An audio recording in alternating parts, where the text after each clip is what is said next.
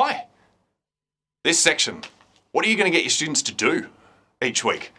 The important principle underlying this is one really key idea, and I don't want you to be offended, but I just want you to realize that the vast majority of your students are not like you. You're different. Okay, you're an academic, you wouldn't be here if you weren't. The reason I say that is because while you, when you studied, were inherently interested and engaged, and we probably could have just given you the book and told you to learn this content and then test you at the end, your students are not always like that, and we've all experienced that. You know, it would be lovely if they were, but the reality is part of our role is actually about creating experiences and activities that teach students to become interested.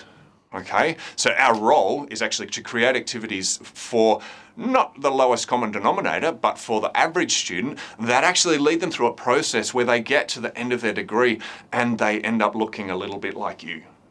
Not you specifically, but academics in general. That you're interested and engaged and you just want to know, you want to develop new skills and you know that you can develop them.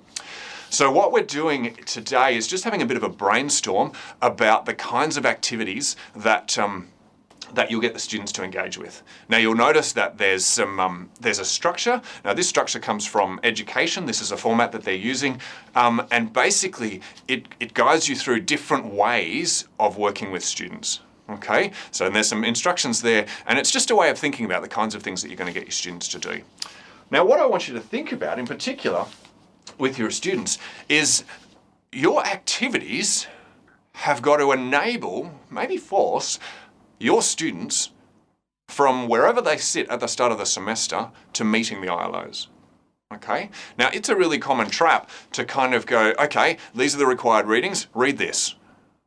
Remember, we're assuming that our students are like us, but we know that that's not the case. Okay? So we just want them to read it and we expect them to know it at the end of the semester. Now, you know, many academics will tell you that it's really difficult to get students to follow instructions, and that's for good reason. They're working on their assessment. Okay? Often. Hopefully. But what we need to do is create activities that actually draw them through a process that get them to achieve the objective of the ILO. So if the ILO says we want them to be able to write well, then it's no good just saying to them we want them to be able to write well without providing a series of activities that gets even the disengaged student to build the skills of writing well. Same with knowledge. It's no good giving the disengaged or under-engaged student a bit of text and saying, yeah, we're going to test this at the end of the year because we know that if we're lucky, they'll read that text just before the exam, but we actually want them to learn it all the way through because there's so much. So what we actually need to do is create activities that force them to remember, you know, to actually recall the information we want them to remember. So do your activities force your students to meet the ILOs? Do they actually, once the students finish that activity, are they well on their way to meeting the ILOs? That's really important. Is there, and we're not getting cynical here, but is there a clear connection between the activities and the assessment?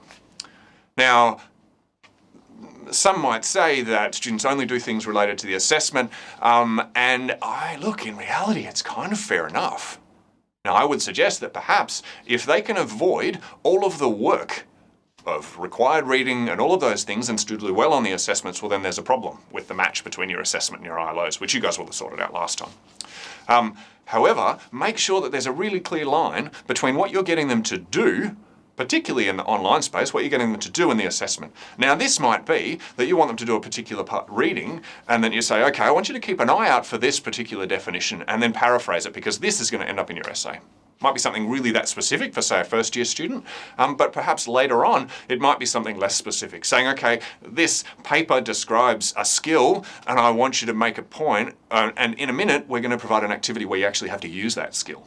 Okay, so see, in the first activity, they have to do it in order to build the assessment. In the second activity, we're actually going to force them to use it, and then when we assess them, that skill is going to show up. So we're actually drawing students through this process.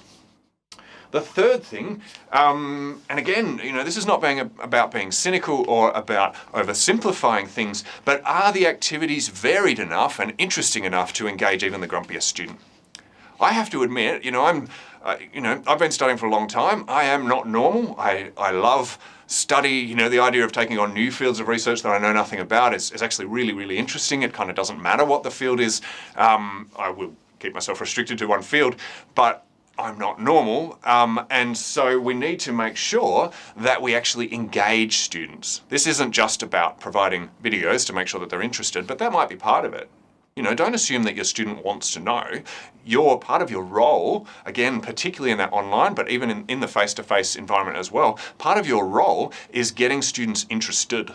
Okay, now you might not want to do that, but that's part of your role. And if you think, when you talk to many, many university students about why they chose to do a particular degree, often they will actually point back to a teacher who taught them and got them interested. Okay, so that's actually our role, is to get them interested. We get students to do subjects that they're not interested in because we know that they're important. And our role when we're creating activities is getting students interested.